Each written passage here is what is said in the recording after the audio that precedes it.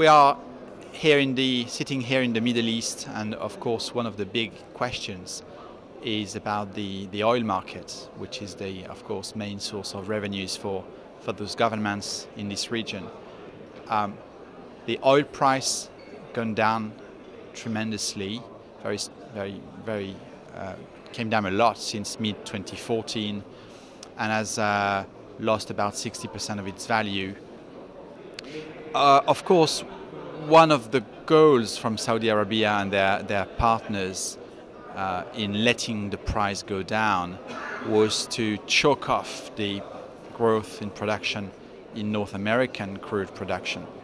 That part of the strategy worked really well. The US shale oil production used to grow by about 1 million barrels per day every year over the past 6 years, and it has now gone to zero and even started to decline. So that on that front, I think the strategy is a success. But the flip side of that, of course, is that as soon as the price would go up again, production in North America would start growing again. So what is really happening in the oil market is that there's a new mechanism in place whereby there's some sort of a ceiling to the price that is related to the ability of North American producers to start drilling again and for their production to start growing again.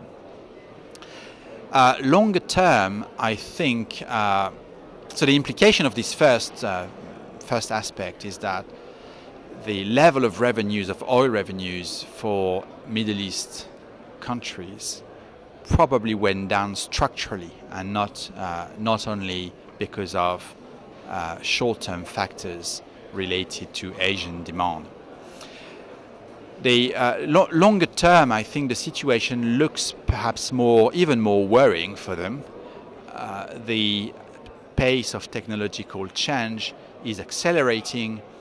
Renewable energy costs are coming down quite dramatically, and over time it will of course have a huge impact on the demand for hydrocarbons. This also is moving quite fast on the electric car front, which is a direct threat to the long-term demand for Middle East oil.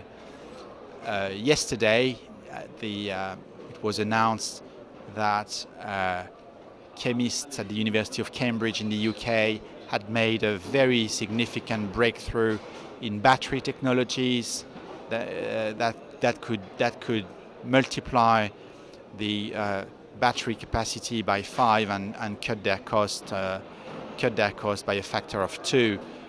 But that's commercial deployment of that is probably a few years ahead. But it's absolutely clear that the pace of technological change in energy demanding sectors, especially transport, is accelerating as the pace of technology is accelerating as well on the supply side, especially renewables. So the short-term situation is less comfortable for Middle East producers than it used to be, but I think this is less perhaps concerning that the long-term picture, which looks increasingly uncertain for them in terms of the demand for their energy products and the prices that they will be able to fetch by exporting them.